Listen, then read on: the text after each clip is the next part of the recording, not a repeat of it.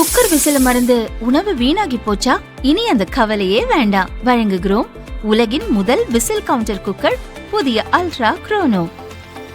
Ultra என்றால் ஆரோக்கியம்.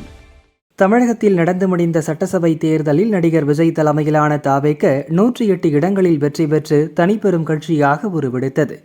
இருந்தாலும் 234 இடங்களை கொண்ட தமிழக சட்டசபையில் ஆட்சி அமைக்க தேவையான பெரும்பான்மை பலமான 118 இடங்கள் தாவேகாவுக்கு கிடைக்கவில்லை.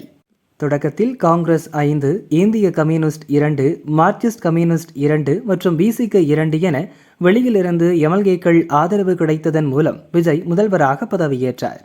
தாவேக கூட்டணியில் இணைந்த கட்சிகளின் எம்எல்ஏக்கள் சிலருக்கு அமைச்சர் பதவியும் வழங்கப்பட்டது. இப்போதைக்கு கூட்டணி கட்சிகளின் தயவில் தாவேக ஆட்சி அமைந்துள்ளது.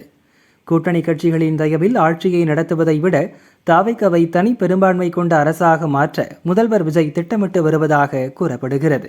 அவர் போட்டியிட்டு வென்ற 2 தொகுதிகளில் ஒன்றான திருச்சி கிழக்கை ராஜினாமா செய்ததை தொடர்ந்து தாவேகாவின் தற்போதைய அதிகாரப்பூர்வ பலம் 107 உள்ளது. எனவே தாவேக தனித்து 118 என்ற பெரும்பான்மையை பெற இன்னும் 11 எம்எல்ஏக்களின் ஆதரவு நேரடியாக தேவைப்படுகிறது. இந்த 11 இடங்களை நிரப்புவதற்காக எதிர்க்கட்சியான அதிமுக மற்றும் இதர கட்சிகளின் எம்எல்ஏக்களை தாவேக குறிவைப்பதாக குற்றச்சாட்டு எழுந்துள்ளது. குறிப்பாக அதிமுகவை சேர்ந்த முன்னாள் அமைச்சர்கள் சி. விஜயபாஸ்கர், எம்.ஆர். விஜயபாஸ்கர் தாவேகாவில் இணைந்தது தமிழக அரசியலில் அதிர்வலையை உண்டாக்கியுள்ளது. தாவேக அரசு தங்களின் பலத்தை செயற்கையாக உயர்த்த மாற்றுக் கட்சி எம்எல்ஏக்களிடம் குதிரை பேரத்தில் ஈடுபடுவதாகவும் குற்றச்சாட்டு எழுந்துள்ளது. இந்த விவகாரம் விஸ்வரூபம் எடுத்த நிலையில் கவர்னர் மாளிகையில் ஒரே நேரத்தில் அதிரடி திருப்பங்கள் அரங்கேறின.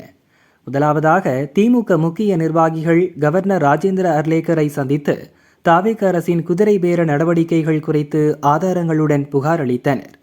திமுகவினர் கவர்னர் மாளிகைக்குள் இருக்கும்போதே அதிமுக கொறடா அக்ரி கிருஷ்ணமூர்த்தி மற்றும் இன்பதுரை கவர்னரை சந்திக்க அங்கு வந்தனர். திமுகவினர் வெளியேறியதும் அதிமுக தரப்பும் தாவேக அரசுக்கு எதிராக அதே குதிரை பேர புகாரை முறைப்படி கவர்னரிடம் சமர்ப்பித்தது. இவர்களோடு சேர்த்து பாஜகவின் நயினார் நாகேந்திரனும் தாவேக அரசுக்கு எதிராக தனியாக புகார் மனு அளித்துள்ளார். தமிழக அரசியலில் இரு துருவங்களாக கருதப்படும் திமுகவும் அதிமுகவும் ஒரே நேரத்தில் கவர்னர் மாளிகைக்கு வந்த அரசுக்கு எதிராக புகார் அளித்துள்ளது இதுவே முதல் முறையாகும்.